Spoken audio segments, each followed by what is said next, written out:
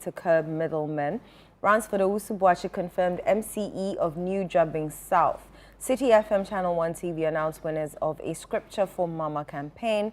GACL reclaims airport lands from Magdan Group following court's ruling. Prank calls dropped to 31% in first quarter of 2025. Ghana National Fire Service says so. Let me take you to citinewsroom.com online portal. King Promise crowned Artist of the Year at the 26th TGMA Awards. Big story here. If you want more info, you want to see what people wore, if you want to see how the night went down, log on to ChannelOne. Actually Ghana Weekend across all social media platforms, and you can read for yourself and get to see all the footages of the TGMA Awards. You brought us some Ablekuma story, so I'll skip that. Mohammed's Galamsey fight abysmally poor. Ken Resty UTAG coming through with that one. In the Ashanti region, 4 NDC members suspended in Asawase over anti-party conduct. Police arrest man with 92 slabs of suspected Indian hemp in Akachi. Wow. In the Volta region, I believe. Hajj delays. Passport head office shuts down over attacks. Bna Boahene had no choice but to speak out. Manso Nkwanta MP, Cheniba Fokuo Kodria, speaking, the former NIB boss, the bank actually, National Investment Bank, maxed raids mad Mohammed's promise to Ghanaians. That's coming in from Dr. Kojo Asante of CDD. And asset declarations must be open to public scrutiny. PPP chairman Nano Owusu Ofori speaking there. Imani boss Franklin Kujo says Mohammed's job plans may waste 200 million Ghana cedis without clear gains. And Edem Agbana, who is member of parliament for Ketu North, also in the news, was on the big issue yesterday. He says Mahama over-delivered on 120-day social contract. And you know Suzy Pinaman. Yes. The young lady who sustained an injury. Who sustained an injury in the is it the Adventist Senior High School? Adventist Senior High School. The shooting incidents that happened in one of the senior high schools in the Ashanti region. She has arrived in the UK for an urgent eye surgery and was facilitated by the Foreign Affairs Minister, who secured her visa to the UK for the surgery. The Student Loan Trust Fund disburses loans to additional 5,667 tertiary students. And these are the big stories on citinewsroom.com. Okay, I'm on graphiconline.com. Some of the stories you'll find. TGMA 26, King Promise wins Artist of the Year. TGMA, here's the full list of winners, see list of all the winners. Other stories you'll find, this is why Sammy Gyamfi is in the trends on social media with Agraadaa, and I would really like to delve into that. Rotary Club of Accra, Ring Road Central inaugurates $200,000 Brakuso Clinic. Greater Accra Regional NDC constituency organizers decry harassment of Magdan. Suspects in Trifo Praso murder tracked and arrested after using victim's phone. 3 young armed robbers jailed 19 years over iPhone 6s theft in Ho. Can you imagine? Dr. Norte K. Omabo installed new Grand Master of the Grand Lodge of Ghana. Akachi police arrest man with 92 slabs of suspected Indian hemp. Expose the rots, not just Boahene, Bright Siemens tells authorities. Akufo-Addo enforced integrity without cameras, Miracles Abuaje. Stop giving foreign galamseyers safe passage, Colonel Festus Abuaje urges governments. Foreign Affairs Minister launches passport delivery reform, promises 15-day turnaround. Low voter turnout, a warning sign for political class, Opinion Martin says so. Oral, 65 individuals probed as government pursues missing billions, Kwachio Fusu. Mahama means business on corruption, Kwachio Fusu again. Presbyterian Church of Ghana outdoors 200th anniversary. Infertility in women unmasked. Be agents of legal reforms. Acting Chief Justice urges new lawyers. E.B. Bright confirmed as Tema MCE. Those are the stories you'll find on graphiconline.com. Edo, let me take you to Ablekuma North. Is it a good time to delve let's into do that. I wanted to actually bring you some foreign headlines, but I'll do that later. Okay. Let me bring you the story, right? Ablekuma North politics has become very topical. You know, it started when the Ghana Bar Association, you know, issued their circular calling on the EC and the relevant stakeholders to find a lasting solution to Ablekuma North. Yesterday on the Citi News, ChannelOne newsroom, Umaru Sanda Madu engaged, you know, party executives of both the NDC and the NPP on, you know, happenings in the constituency. Excerpts of the story read, and this is the headline on citinewsroom.com. EC not ready and is misleading the IGP on Ablekuma North. NDC has alleged. So the National Democratic Congress has accused the Electoral Commission of misleading the Inspector General of Police, Dr. Christian Tete Yohunu, regarding the ongoing electoral dispute in the Ablekuma North constituency. The party is demanding a rerun of parliamentary elections in 62 polling stations within the constituency, insisting that the results collated so far are not credible and must be addressed through a transparent process. This follows recent calls by the IGP urging the EC to present a clear roadmap for concluding the long-delayed coalition of results in the area. In response, the NDC claims the EC is not adequately prepared and is acting unlawfully by attempting to use scanned pink sheets instead of the original document for coalition.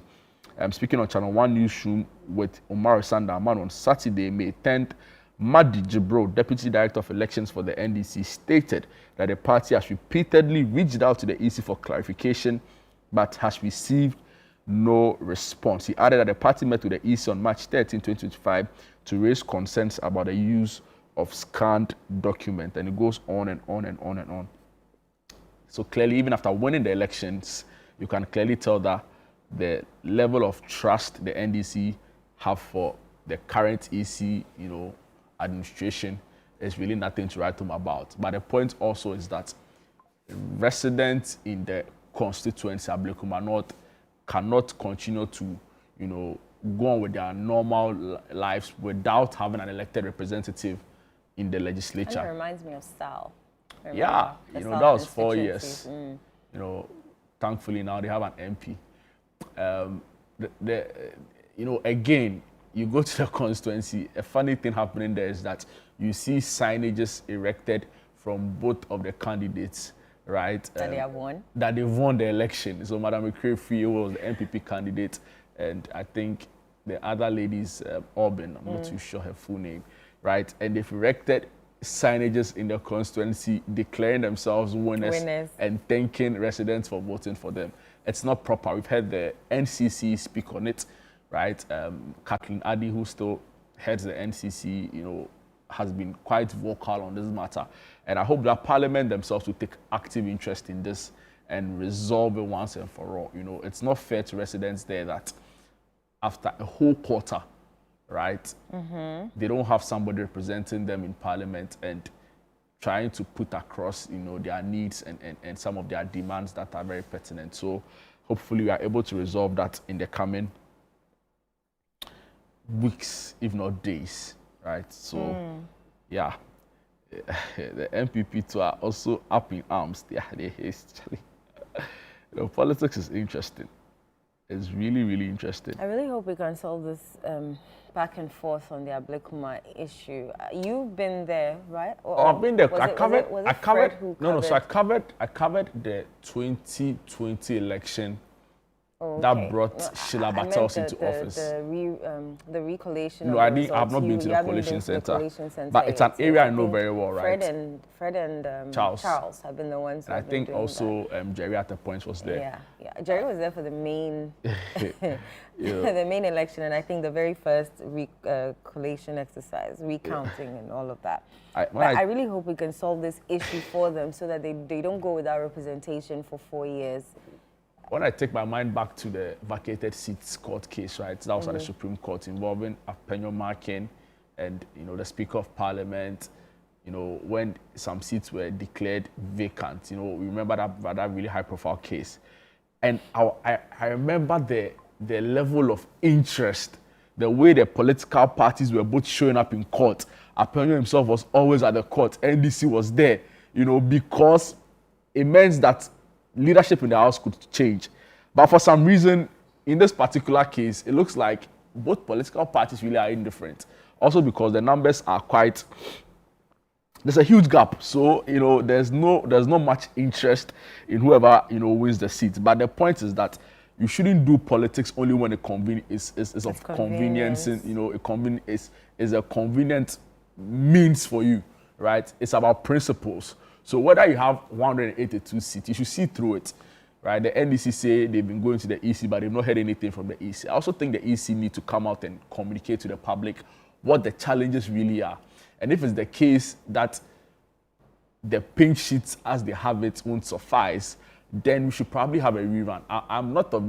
I don't support arguments that you should declare a winner based on the only collated results, right? Because we've seen people win elections in this country with 13 votes, some even 10, some 5, right? And the parliamentary system is a winner takes all. So if there's a possibility that these disputed coalition centers, we are being told about the disputed polling centers, there are about 62 of them.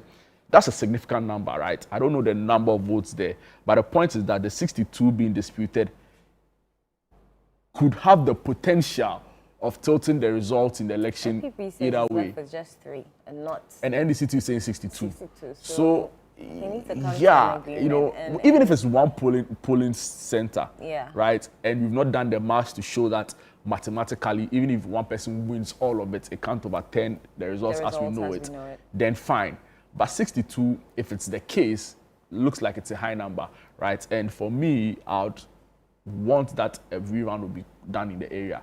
But the NDC will be very happy to push for a rerun because they know that the whole idea of incumbency, right, and being able to put in place government machinery to support their candidate and all of that. But I'll see how that goes. We'll see how that goes in the coming days.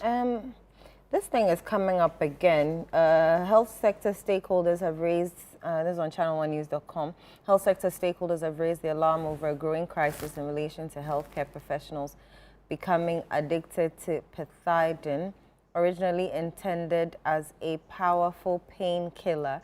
Pathiden is now reportedly being misused by some medical workers seeking its calming euphoric effects, an alarming trend that has sparked concern across the profession. This reminds me of a colleague of mine, no, a mate, schoolmate, texted me that... That's a schoolmate, your colleague. No. Ah, well. Your colleague. I feel like colleagues are closer. No, I get your point. Depending on... I get your point. Thank you. Don't mind. So yes, texted me that, her father is in the hospital, blah, blah, blah, blah. And she's a health worker. And I was like, okay, let me help her. Only to find out, then at the minute after I sent her the memo, someone on our class space said, do not send this girl money. She has become addicted to Pathiden. I'm like, God damn it. I just helped someone with their drug abuse. But I hear, so they give it to patients who have just undergone surgery. And I think it gives you the same high that Red and all those other drugs give you, and so they become addicted to it.